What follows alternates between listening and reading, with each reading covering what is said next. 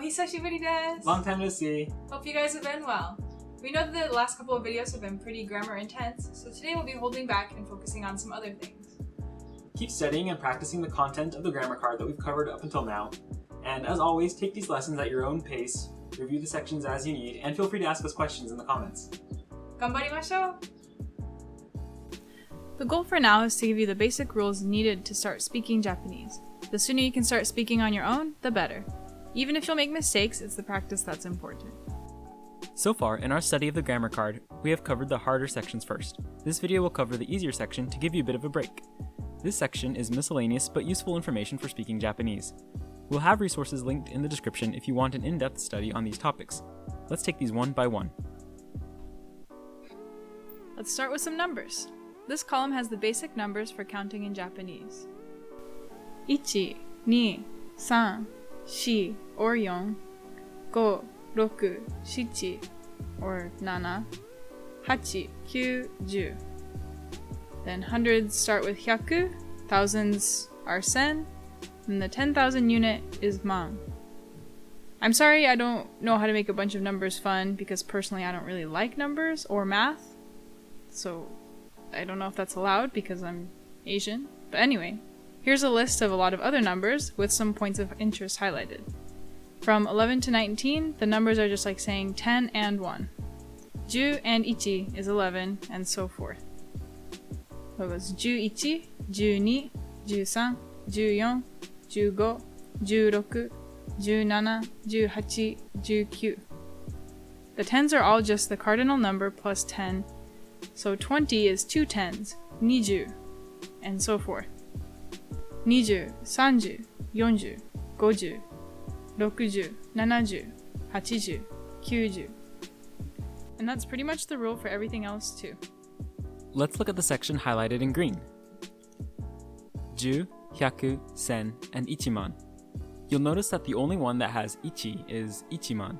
You're technically saying 1 10,000. You don't do this with 10, 100, or 1000, so you don't say 110 or 100 or 1000, you're just saying 10, 100, 1000. In other words, you should never say ichiju, ipyaku, or isen. They are 10, 100, and 1000, but you do say ichiman. There are some numbers that have special pronunciations. We highlighted these in red for you. When certain sounds run together in Japanese, they change slightly to make it easier on the speaker. H's require a clear passage of air through the mouth, whereas the requires that you close off that passage of air. If you are speaking fast, it is harder to say 300, so it becomes 300. 600 isn't 600, but 600. 800 isn't 800, but 800.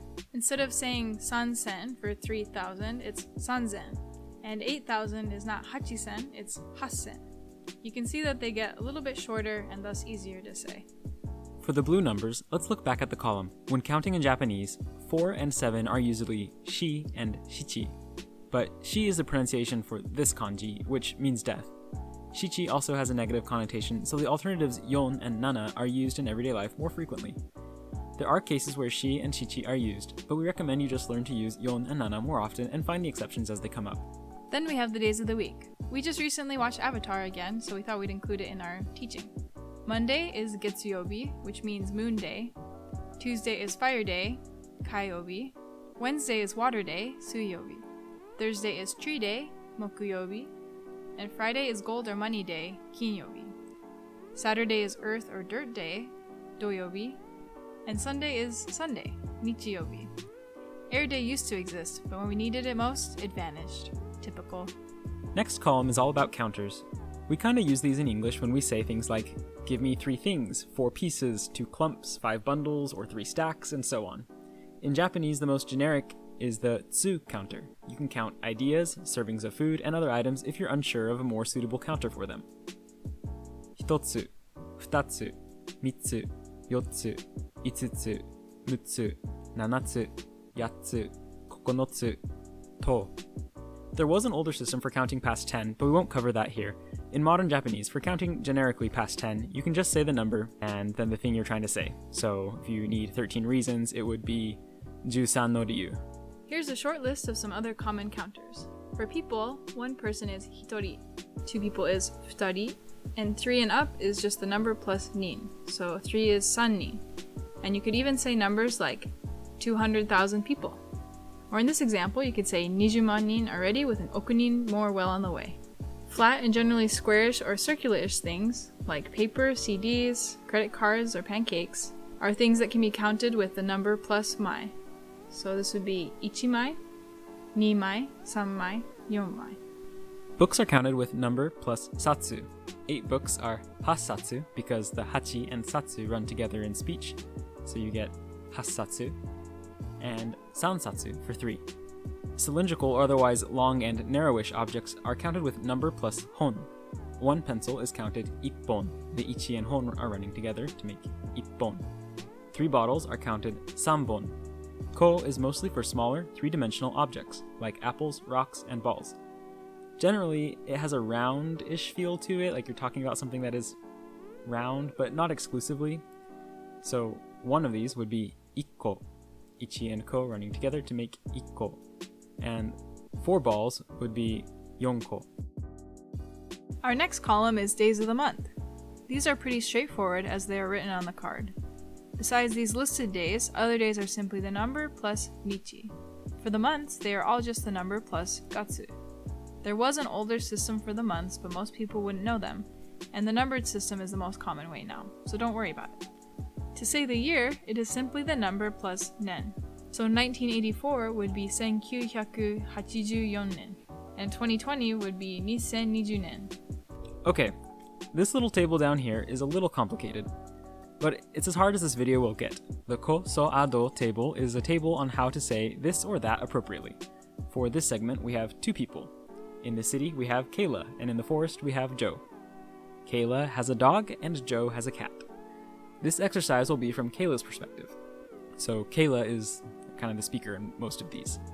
The ko words deal with things that are close or near to the speaker. The so words deal with things closer to the listener and not the speaker. The a words reference things that are distant from the speaker and listener, while the do words are for questions. Ko so a do. This table is a 4x4, so there are 16 words to know from this. Kore, sore, are, dore.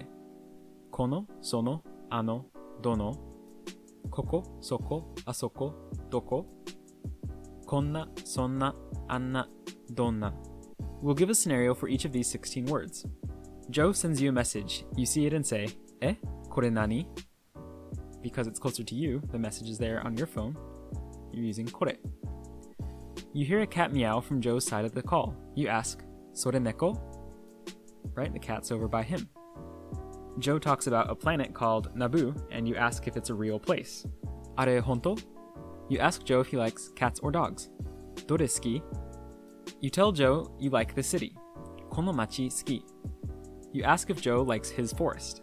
Sono mori suki? You ask Joe if that planet is real. Ano wakusei wa honto? You ask Joe which planet he likes. Dono wakusei ga suki? You tell Joe you like it here. Koko ga suki? You tell Joe you want to go to the forest. Soko ikitai. While talking about Naboo, you ask Joe if he's going there. Asoko iku? Where is Joe anyway? You ask him. Joe wa doko? You tell Joe you like this kind of dog. Konna inu suki? You tell Joe you hate that kind of cat. Sonna neko kirai? You won't go to a planet like Naboo. Anna wakusei ikanai? Joe asks what kind of dog you have. Donna inu? So those were the ko so a do words. And our next column is super easy. They're just time words, so they're just things you have to memorize and use and practice. As a side note, the Japanese write their dates by year, month, day. This is called nengafi and can be used to refer to your birth date too. Our final column is also pretty easy. It's about iru and aru. These mean to exist or to be or to have. The iru and aru verbs are important because they get used a lot on their own as verbs and in conjunction with other verbs as verb modifiers, and we'll cover that in more detail in our next video. Basically, aru is for inanimate things like ideas, objects, and even plants, since plants don't move very quickly. Iru is for animate things like people and animals. As far as droids and robots, or autonomous machines, you could use either iru or aru, but iru conveys a more lively droid, while aru would give the image of an immobile one. The time words are below, and they are all pretty straightforward. So to say the hours, it's just the number plus ji. So 3 o'clock is sanji. As for minutes, it's numbers plus fun. So 1:45 would be ichiji 45 fun. And you can see the iterations of number plus fun here. You have 1分, 2分, 3分, 4分, 5分, 6分, 7分, 8分, 9分, 10分. Han is for half past, so niji han is 2:30. Gozen refers to AM, and gogo refers to PM. However, Japan also uses 24-hour time, so you don't always hear gozen or gogo being differentiated. It'll just be written or said in 24-hour time. Then you have all the mais. Mainichi, maishu, maitsuki, maitoshi. Every day, every week, every month, every year.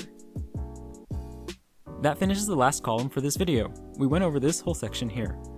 Remember, the grammar card isn't meant to carry comprehensive information, just the general rules you need to get started speaking and making your own sentences in Japanese. If you would like detailed explanations, we've linked some resources below. We're almost done with the grammar card. We'll finish it off in the next video. In the meantime, keep learning verbs, keep practicing identifying if verbs are ichidan or godan, and running them through their bases. Plug the bases into their corresponding grammar patterns on the back side of the card to make short phrases. Thanks for watching, and here's Paku-chan.